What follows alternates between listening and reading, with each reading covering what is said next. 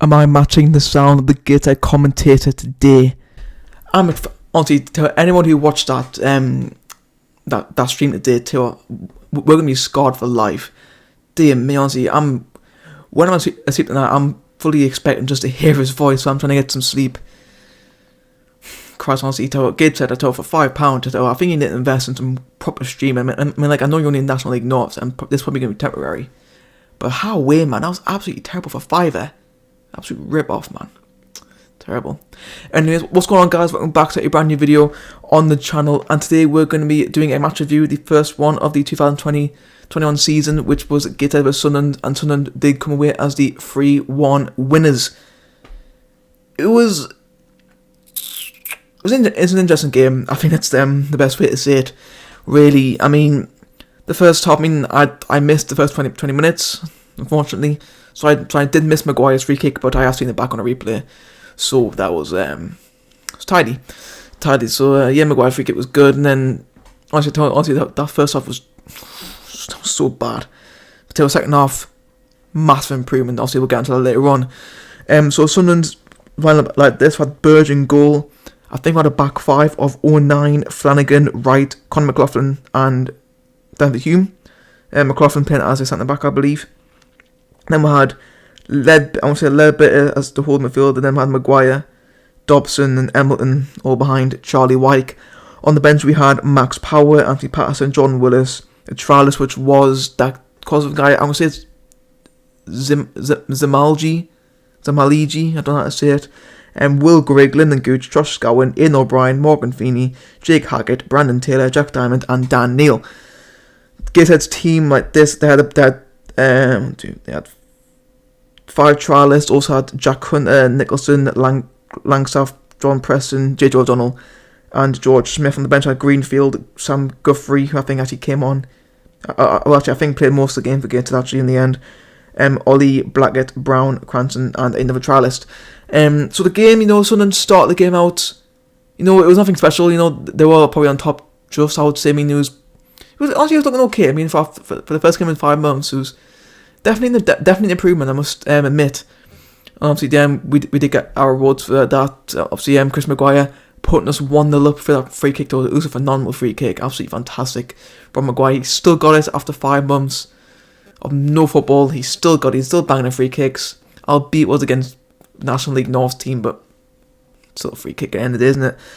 And then after that, Sunderland just seemed to switch off a little bit, and then honestly, I think about a few minutes after that, a mistake from George Dobson, just a bit of lack of communication between him and Conor McLaughlin, and allowed Jordan Preston to go through, and then he tapped it past Lee Burge. Lee Burge, he was helpless for that goal. Honestly, he was just poor defending, poor mistake from George Dobson, who I saw people slated him on Twitter. Honestly, I'll get on the Twitter in a minute.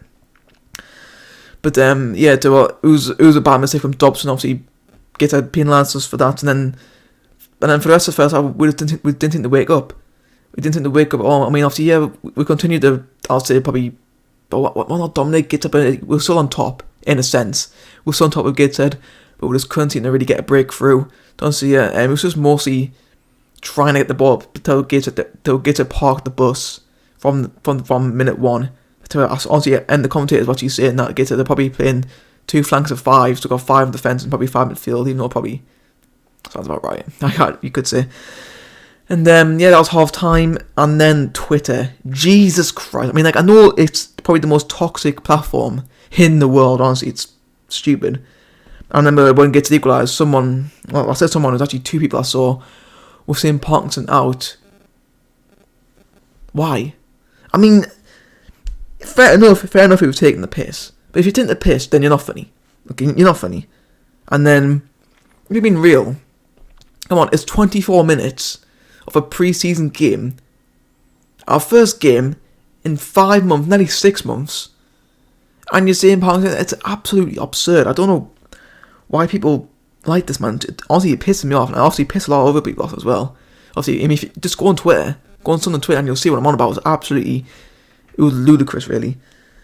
And then obviously most people are like, in the first minutes of the game, nobody was expecting anything. If you're expecting us to go out there and win 4-5-0, you're absolutely deluded. I'm sorry, but you're absolutely deluded if you think that we're going to go out there and absolutely smash them. Okay. And second half, Dan Neil came off for Embleton came off with an injury. I don't know. I can't really describe. I can't quite remember how he actually got into. I think it was just a tackle. Basically, I think he just landed badly on his ankle, and then he got take off. Dan Neil came on for him. So Dan Neil played excellent today. I know against when he gets it, but he played really really well. Again, I thought. So then that's how the first half ended. Second half beginning. Zamajli. I don't know how to say his name. Honestly, I'm so sorry. I'm not. Hopefully not offending anybody. I can't say his name because of the trial list. Obviously, he wasn't confirmed until later on who actually was. He came on for Flanagan at half time, and then second half kicked in. And yeah, it was still like a same tempo as well. So we were a bit better. We were creating a few more chances.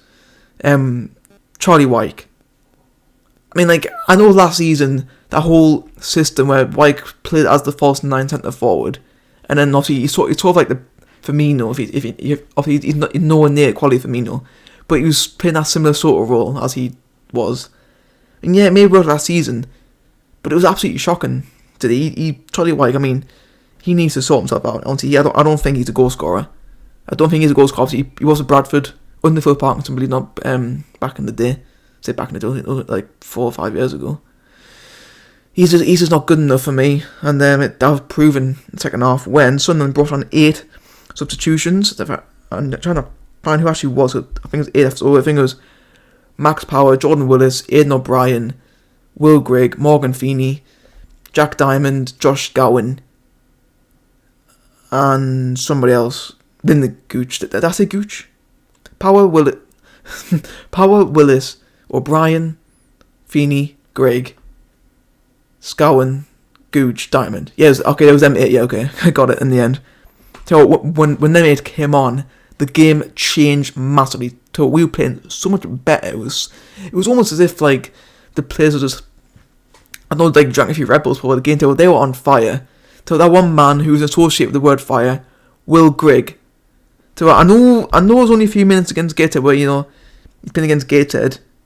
But tell you what, guys, I'm not going to get myself excited here because it's the first game of a pre-season tournament, not FIFA, pre-season game against Gateshead. Will Grigg, he was looking sharp. Honestly, I think that was probably the best performance I've ever seen him in the Sunderland shirt.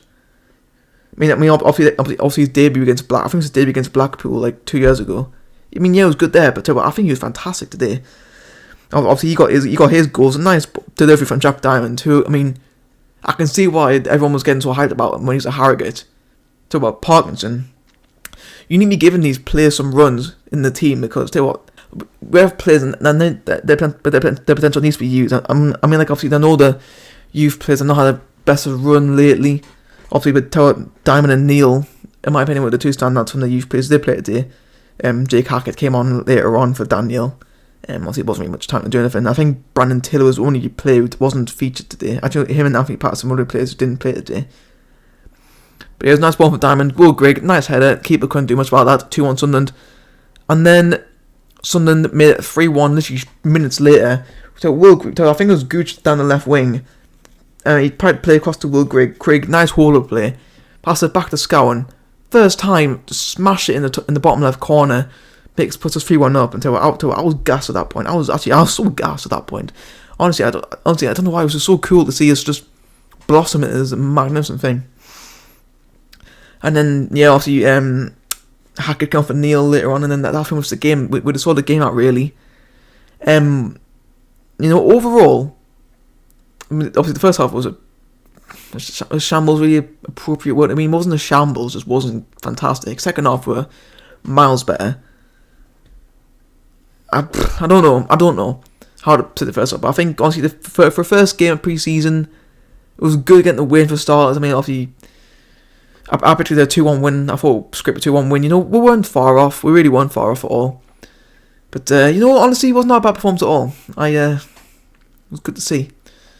But honestly, player ratings. I'm not really gonna give player ratings. Trying to see. I don't know. I wasn't really. I wasn't paying attention, but I just don't think I can really give ratings honestly, yeah. Honestly, I can say my man of the match. I think honestly my man of the match. I mean, honestly, my man of the match was anyone who really stood out. Probably probably have to give the Will Grigg just because he got the goal and assist. That's the only reason I can think of to give someone the man of the match award. Actually, no, Lee Burge. Sorry, Lee Burge is my man of the match today.